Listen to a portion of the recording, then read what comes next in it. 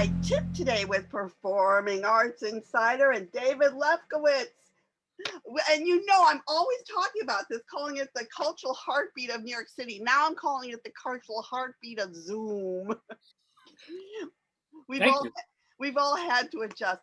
And I gotta let the world out there know, if you're mad at me for being a critic, it's all this guy's fault, David Lefkowitz, because he's the one that got me started. In fact, can I tell the story? It's such a great story. It's one of my favorite stories. My friend Shell Gutman went on a date with him and she was telling me about him. And I says, oh, he sounds perfect for me. I want to go out with him. I want to go out with him. So we went and saw 5 bridesmaids wearing the same dress with Amelia Campbell and Tom Gibson. And we sat next to Julie Wilson, who I got into a conversation with about how we always lose our keys. And at that point, you were doing This Month on Stage. And you needed reviewers. And I did not only theater, but I did cabaret and dance for you as well. And then this week on stage, and he's responsible for me writing short reviews because I could only do 2 paragraphs. I can't write long reviews anymore. I completely can't do it. I can only write short reviews now. And it's all because of David. And I have to thank Eva as well, because that night I hooked up with Julie Wilson. So it was a fabulous evening. I bet she cost you a lot in flowers. A tremendous amount. But thank you, Eva. And you don't regret it, right? I mean, this past year, we've all regretted being theater critics, but you don't regret the last 25, 30 years.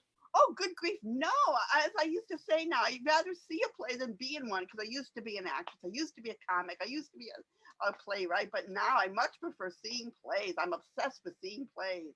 So thank you for having me on High Drama. It's been many years since I've been here. Welcome to Mark Sabat and Bina Sharif and Jan. Hi. Yeah, Jan's well, he's been here a while, but he's sort of our most recent one. Hi there. Nice to see you. And we love him because he's responsible for all the editing and making our show look so damn good now. So Performing Arts Insider, which has been, I did not found the magazine. It was founded back in 1944 by people who wanted to let the business know of the business of Broadway, and at that point, what was the very nascent beginning of off and off Broadway. So it was a real insider entertainment guide to every single show on off and off Broadway, how to contact the press agents, the managers, who were the cast, the directors, the designers, and so on for decades. And then Richmond Shepard, our mutual friend, was running it for several years. I know, we lost him about 2 years ago. And then he brought me on because at that, he was already in his 70s. And he said, Dave, I want to do more mime. I want to go teaching. I want to write more plays. I want to act. Can you take this thing over? So I did. And I mean, he was a co-publisher for several years. So I took it on, changed it, expanded it, but it's still the Bible of Broadway. And what's really nice about having it now is not only is it listing everything that is on the loading dock for when Broadway and off-Broadway reopen, but there's a big section in there called Virtual Theater, which are links to all the shows you can watch on YouTube for free, and also a lot of them that are limited runs, you might have to pay for it, like Irish Rep or the Mint Theater and so forth. So it's Performing Arts Insider. Find out more about it at performingartsinsider.com. Thank you, Eva. You're like Dread Robert, Dread Scott Robert, Dread Robert Pirate from Princess Bride, who keeps taking over the pirate ship. Right. Okay. I'm good. And I just remembered something. When I first started High Drama and I didn't know how to go about it, you said either get Performing Arts Insider and Theatrical Index. And I got them both, and I just fell in love with Performing Arts Insider. Just Theatrical Index is really hard to figure out, and it just to me was useless.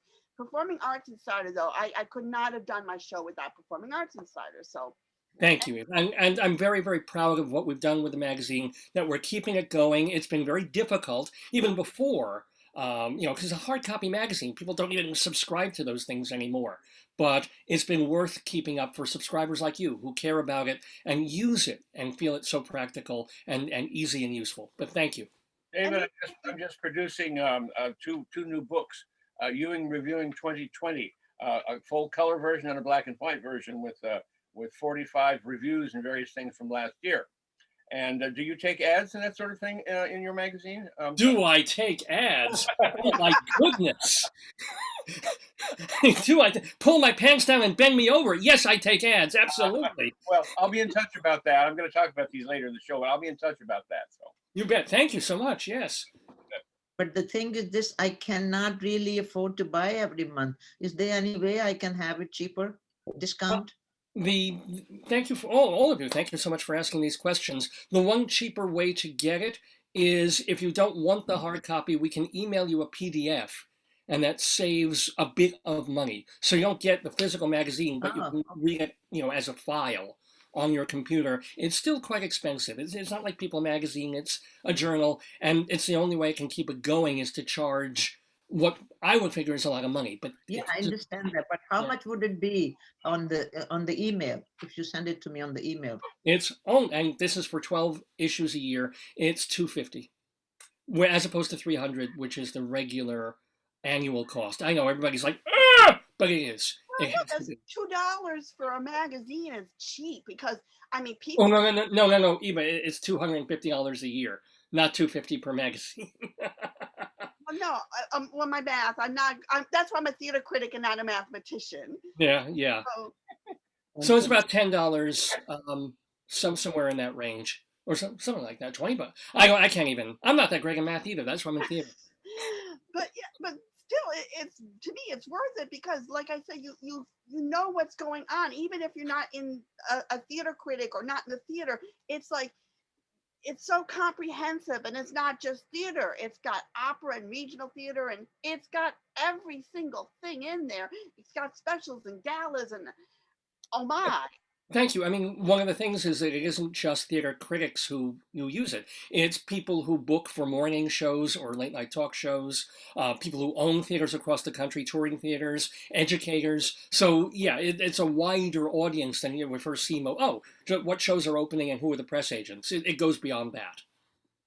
Exactly. And you have little reviews too. So you get, and the thing is this is what I find genius is each thing you put like a 1-sentence or 2-sentence plot down so people can read it and immediately know, oh, this is something I would like, or oh, I have to stay away from this. So it gives you a heads up. And so instead of a grading thing, you get, Yeah, no, absolutely. And we've lost Bina. Yipes. So, but Bina's busy subscribing to Performing Arts Insider right now. She's writing her check out. She's getting the credit card out. PerformingArtsInsider.com, by the way, is the email. Mark, have you ever seen it? Do you like the magazine? Yeah, I think it's indispensable for people like Eva, and it is brilliantly organized and it's very clear. It's just a little too expensive for personal use. I'm sorry. I could lower it a little, but it won't make a difference to anybody. Yeah. Be out of business. And again, as you said, it's used still in the business for this booking and stuff. And, it should be expensive for those people. Right, exactly. There are people who, $300? For sure. It's a write-off. It's a deduction too, because it's part of their business expense. And it, and so I'm proud of it all the way around and happy to keep it going. And I need it also to run High Drama because, like I said, I give it to Mark. I give it to everyone. I say, write your name next to the plays that you want to see. I know immediately who to contact. It's a great organizational tool for me as well. What about the circulation of your magazine? Well, I don't discuss those numbers. I wish they were much higher. They were around the country. Of course they go around the country. It's not just New York. And we have subscribers in England and in Canada because, people, I'm not going to say exactly where, but there's a pretty well-known critic in a London paper who is a subscriber and so forth. So, yeah, just wanted an idea of the scope. That's all. That's great. Yeah. Thank you. Actually, wouldn't you get even more customers now because you have these virtual events so anyone from all over the world can see these things? It's not just limited to New York. So you could use that as to get more people. Well, that is why it's that section, which I thought was only going to last a month or two, because when the pandemic first hit, it was about, we're going to do our April issue. And it's like, well, I'm not going to make this relevant because nothing's open. Let me just put down some shows that people can watch for free or what's coming up. And then now that section in the next issue, in the March issue, is like 5 pages long, just of, go watch this. This is running now through March 28th. make sure you see it, or this is perpetually on YouTube. Did you know? And I always find new ones, like when Christopher Plummer died a couple of weeks ago. I was doing a little obit for him for my podcast, Dave's Gone By, and looking up and stuff, saying, "Oh, he did a Hamlet." Well, let me see. And suddenly, Hamlet and Elsinore is on YouTube, and there's Christopher Plummer playing Hamlet. You can watch it anytime. I don't know. You know, I so think when John I find those, McCullum is in, I think John Cullum is in that one too, from Shenandoah fame. I didn't watch the whole thing, but I saw, oh, I can watch it sometime, you know, and so can anyone who finds the link and reads Performing Arts Insider.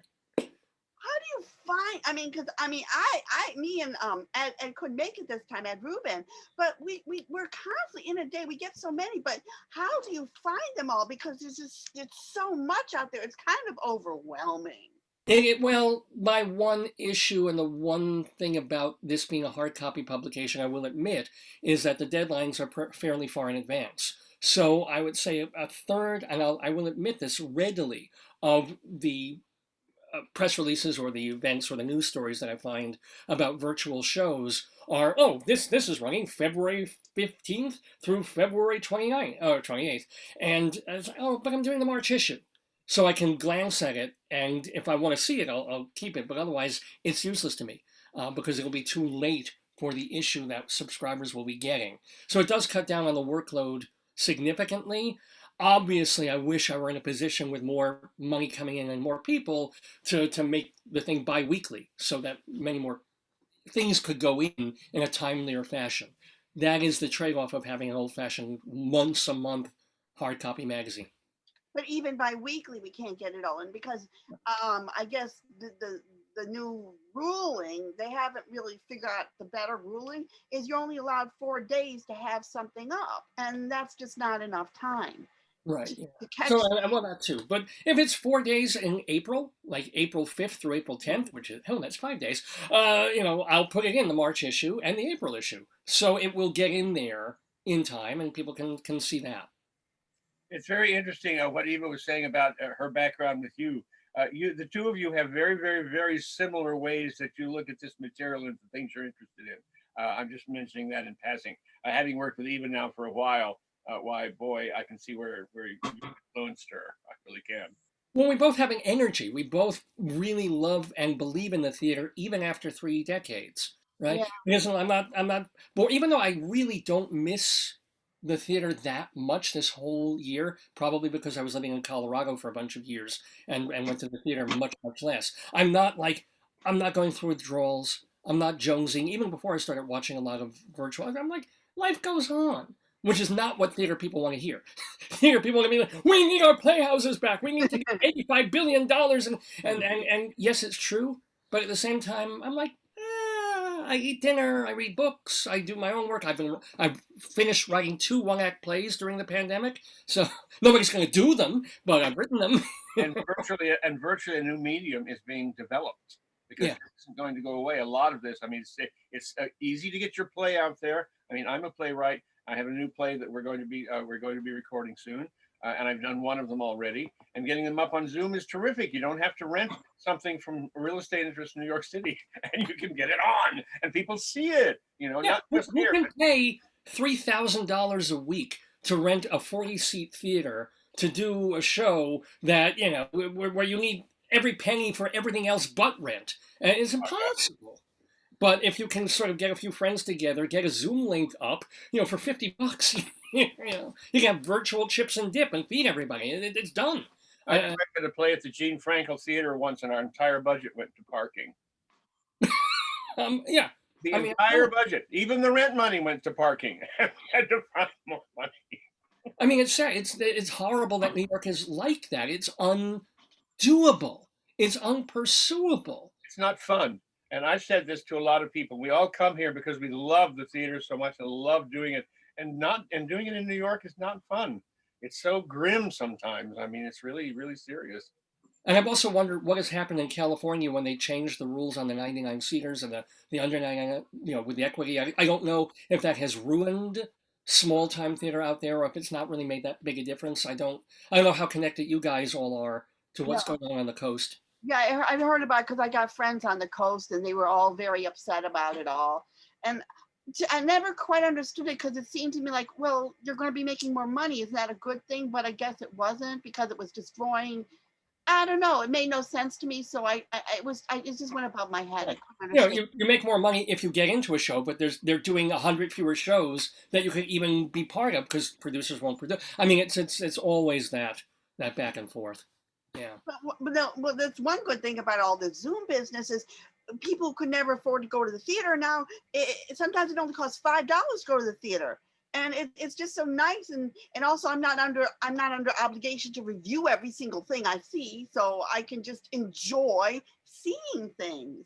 That is true. And I don't know, though, if it's bringing a whole new audience to the theater. I still wonder if it's all the theater geeks who are going to the theater anyway, and maybe they're going for free or the tickets booth or TDF, and now they've just gravitated to this because this is all there is, or if there's suddenly thousands of people discovering the magic of theater through Zoom. I don't know if that's happening. A lot of new artists are going on this medium and finding out ways to do new things in their own art. Yeah. Ooh. Right. Cool. And also, you can get the whole world. It's not just the New York audience or tourists, but you have people from all over the world as long as they figure out the timing. I went to a wonderful murder mystery where you get to, go into breakout rooms and talk to people and try to figure out the murder. And it took place in England, and I figured out the timing of it. And so I'm there from America enjoying this thing with English people, and it was just so much fun.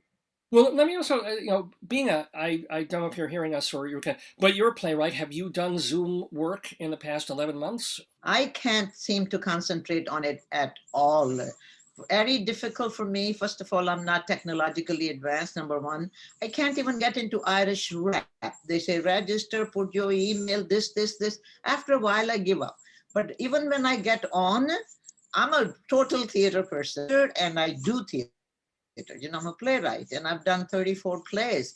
So my life is in the theater in every aspect. And somehow or the other, no matter how I want to concentrate on this Zoom thing, Zoom, forget it, but virtual, even from the National Theater, there's something for me is totally missing. That I never have connection with those actors. And I think of when I'm sitting in the audience, I really feel connected. I will give you just one example. I've seen thousands of shows. What was this actor's name? He played in Death of a Salesman, and then he died. He died of heroin. Yeah. Hoffman, my most favorite actor, and I've seen Death of a Salesman many times. And I'm sitting, this is like the second row. I think I got a good seat. And he walks in with the suitcase in his hand. The very first scene, I cannot tell you the feeling I whole play with that, I see the National Theater, I see all these, Zoom things and all that. I never get connected. So now we're going to have a little treat from our very own playwright in residence, Bina Sharif. Okay, you see, the thing is that this is a prose poem. I call it prose poem. It's a very long one, but I would like to do it in sections, like 3 minutes, you told me, every time till it is finished. And it is called The Diary of a Thought, and AKA Rambling Advisors. So, love of a thought, love of a constant flow of thought, disturbing, pleasing, happy, unhappy, fulfilling, empty, vacant, evaporating. Oh, what a thought. Disturbances of all kinds, named poems. Disturbances of constant angst, named prose poems. Disturbances of not knowing, never knowing, searching, constantly searching. We're searching for what? Every day the same? The sameness of everyday's thoughts, named a monologue, a dialogue of nothing, a dialogue of nothingness, between nothingness, an ego of importance. versus an ego of no importance? Oh, what's better? Ego or no ego? Or a little tiny bit ego versus a big ego? A balance between little bit of an ego versus no ego at all? Pessimism or optimism? Who says pessimism is not good in a poem? Who says optimism is better to get your poem published? Better than what? Whose definition holds truth? Is there a truth? What is truth? Whose truth? Yours or mine? Or universal truth? Who defined universal truth? Who benefits from that universal truth, especially in a poem? To tell the truth or not to tell the truth? That is a question. Okay, the truth as you see it. Get ridiculed. Okay, do not tell the truth as you see it. Be so ashamed. Tell the truth as you don't see it. Be starved. Be unpopular if you tell it as you see it. Oh, get isolated. I don't like to be isolated. I love people. I love other poets. I love other artists. I want to be with them. No, no, I do not want to get isolated. No part of a so-called community. That is not for me. I love people. That's why I write poems. I write for them. And I need to tell the truth as I see it. Then I'm alone. Oh, do not complain, baby. Be satisfied in your isolation. Be content in your loneliness. Do not tell the truth the way you must see it in a nightmare. Okay, it will be continued. Our very own Jan Ewing has his new book out called Ewing Reviewing for 2020. And he's got a lot to say about all the wonderful shows he's seen and maybe not so wonderful. Thanks, Eva. I'm very happy to announce that my new annual yearbook, Ewing Reviewing 2020, was published February 22nd and is now available in full color and black and white through pupsbooks.com. This is the third volume in my yearbook series of high drama reviews, and it's amazing it got done at all. At first, we thought we'd have to skip 2020. Basically, we seem to be skipping 2020 anyway, and everyone was broke.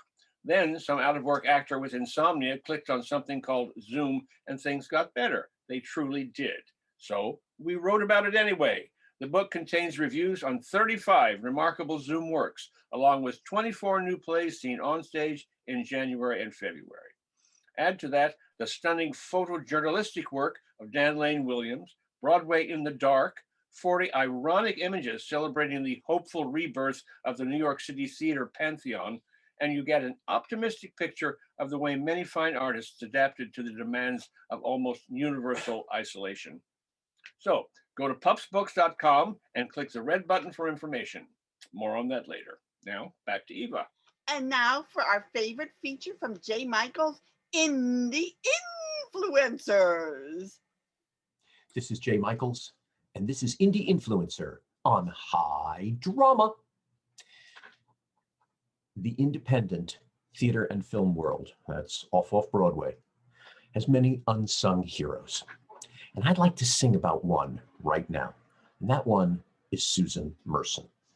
Susan Merson assumed the role of artistic director of the 13th Street Playhouse when the institution was in dire shape. She invited artists from across the country, including Lee Coran, Stephanie Sate, Austin Pendleton, and so many others, to speak and perform. Her own show brought the New York Times back into the building, and she even revitalized Line, which is the flagship production of that theater and considered the longest running off-Broadway show in history.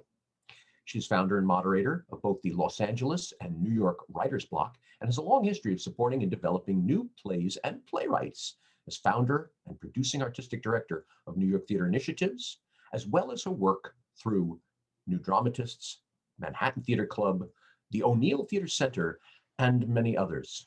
She was also on Broadway in productions of Zeffirelli's Saturday, Sunday, Monday, and Children of a Lesser God. She also co-created and appeared in the original off-Broadway production of Vanities. Well, now Miss Merson is offering classes for writers at the New York Writers' Room, as well as her own series of tarot-inspired creative writing classes designed to open your mind to yet unknown possibilities. She's also written many books, and most are on Amazon.com right now. All information on this amazing person of the theater can be found on her website at susanmerson.com. You know, if I was ever in a war, I'd want to not be led by that spiffy, brash lieutenant, but by that sergeant that's been through many tours of duty and survived. Here's to Sergeant Susan. This is Jay Michaels, and this has been another Indie Influencer on High Drama. And thank you, Jay, very much. And our next show is going to be in March sometime. March 13th. Oh, March the 3rd. Oh my God, March the 13th. That will be my 1-year anniversary for the last play I saw, The Fra at the Flea by Taylor Mack. So we'll have a year anniversary of our isolation. Thank you all for coming. It was a lovely, lovely meeting. Nice to meet you, David. Really, I'm looking forward to seeing your magazine. Thanks so much. Thanks, everybody. Thank you, Eva. Thank you, Mark. And thank you for being on. Bina, now we had a talk last week. Have you been able to record any of your stuff? Yeah, we've been practicing, and thank you so very much about that, because now Kevin is going to do him on like 28th with this play. He's going to do his reading with your instructions, you know? Yeah, so we had a meeting. We learned a lot. Yeah, last week to show her how to record herself on Zoom, you know. He helped us because we did a reading and we didn't record it. We had no idea. Yeah. It was never recorded. So Jan's helping.